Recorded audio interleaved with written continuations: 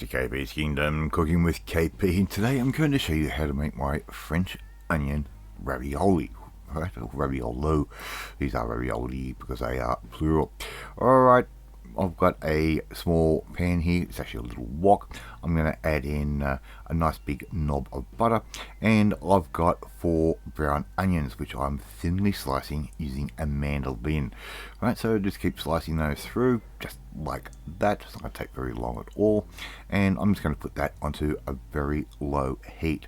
Now this is not a fast dish at all, so if you're looking for something that's going to take half an hour, forget it. This does take a bit of time, but the end result will blow you away. Believe me, the flavors are incredible. So our butter is melted, and we're just slowly going to keep turning those onions around a little bit from time to time. And I'm going to start adding in some beef stock once we've started wilting those onions right down. We've got a little bit of caramelization happening on the bottom, and I'm going pretty heavy on the caramelization on this one. I really want that sort of real caramel char type flavor on the onions. I like my onions like that. Alright, so as that beef stock reduces, as you can see, they're starting to absorb some of the liquid, and the onions are starting to reduce down. There's the last of our chicken stock in, so I've just added that chicken stock in a little bit at a time, and I'm also going to add in around about half a cup's worth of white wine. Use the white wine that you like, okay? And once again, just stir all of that through, and just keep cooking this down nice and low. Right? We can't have our at this point, this makes a great French onion soup, but we can't have a soup in a pasta. So we need to really start reducing that down and just have nothing left but basically just the onion. So keep stirring it from time to time. If you turn the your hot plate up like I have here, where we've got real intense heat, keep an eye on it. You don't want it to catch at this point. And as you can see, the color of that stock and everything else is really nice and rich. Alright, our liquid has evaporated, and what we are left with is some beautiful onions. Alright, ready to go for our next step. Alright, we're going to use 300 grams of Tipo 00 flour, pasta flour. I'm going to put that into a sieve. I'm also going to add in about a teaspoon's worth of salt, and I'm just going to sieve that through and make sure we've got no lumps and bits and pieces in our mixer bowl. Yes, I am using a mixer. You can do it by hand. I'm using the mixer just because of my MS and my dexterity of my hands isn't that good, and they tend to cramp up from time to time. So this is a real good little cheats hack, and if you've got one of these mixers, well, it just makes life really easy. Alright, that's all sieved through. We've got really nice fluffy flour and a little bit of salt in that bowl. Okay, I'm going to use the paddle today.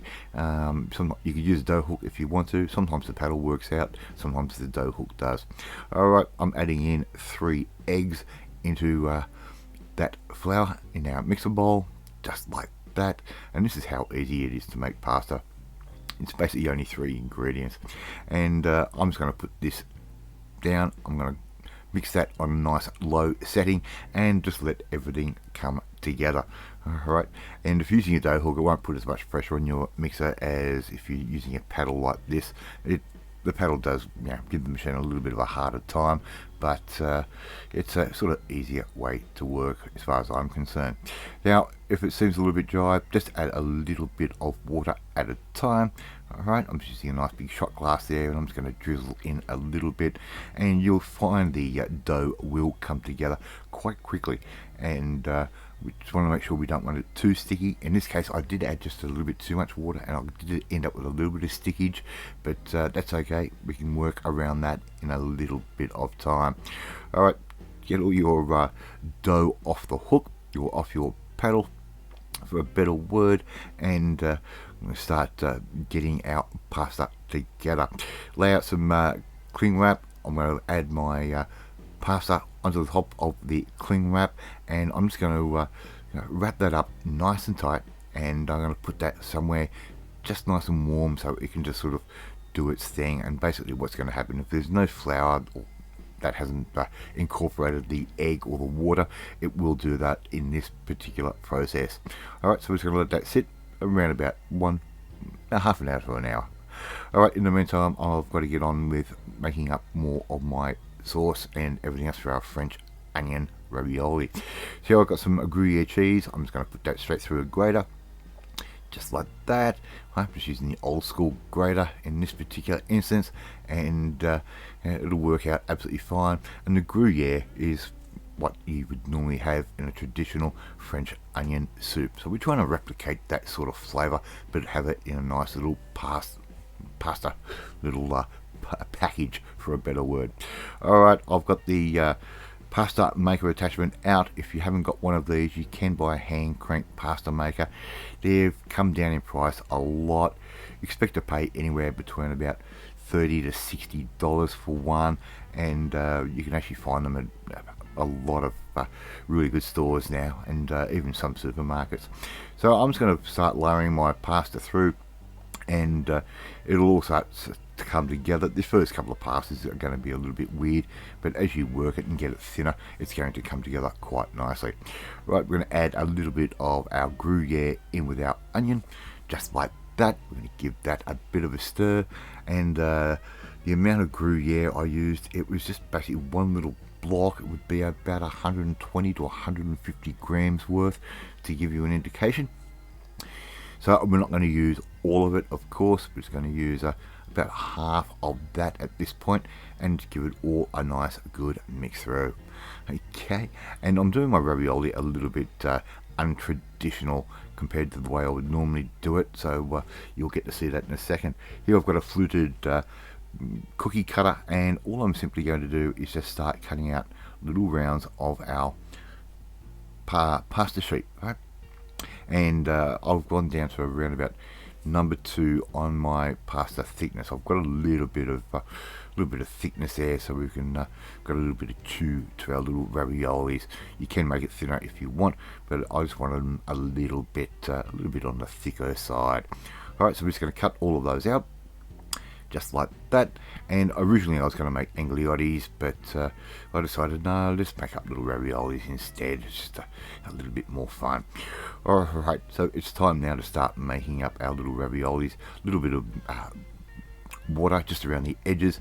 We're going to add in a little bit of our onion mix in the center. Don't go too hard, don't overfill it too much. Alright, just put that in the center, and we're going to put the one on top, and we're going to press out any excess air and crimp all the edges nice and tight. And before you know it, you will have made your very first little ravioli like that. Okay, how good does that look? Alright, all we have to do now is do that a bunch more times, and we'll eventually end up with enough ravioli to make a meal for 2. Alright, I've done that, and now it's time to start cooking these. Heavily salted water, bring that to the boil, drop in a few of your little raviolis at a time, right, just straight into that hot water. And I try and do this in like 2 batches for all of these, and you're going to boil these off for around about 2 to 3 minutes or so. Don't forget your stuffing is already cooked, and all we have to do now is to cook the pasta off. It's not going to take that long, and a fresh pasta does not take very long at all. Using a little slotted spoon or a little strainer to take out your little raviolis and put those onto a plate or into a bowl. I'll leave that up to you. Okay, just like that. And the smell in the kitchen at the moment is just absolutely amazing, and all we have to do now is just start finishing this off. I'm going to make up a quick sauce. I'm going to get a bit of butter, a bit of garlic. I'm going to give that to Chef Mike, the microwave. Put that in there for about 30 seconds, 40 seconds. Just make a really simple butter sauce, and all we have to do is basically serve this up, our beautiful little raviolis with our garlic and butter sauce. Right, we're adjusting my camera here. Right, there's our raviolis. Pour over some of our sauce, and there you go. Got KP's French onion ravioli. Love to see you try and make this one at home. Alright, hit that like button. Share this video with all your friends on all platforms of social media.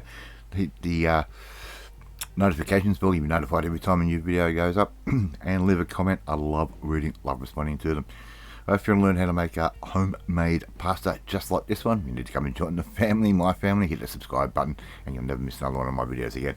I've eaten my French onion ravioli and I will catch you next time. Bye.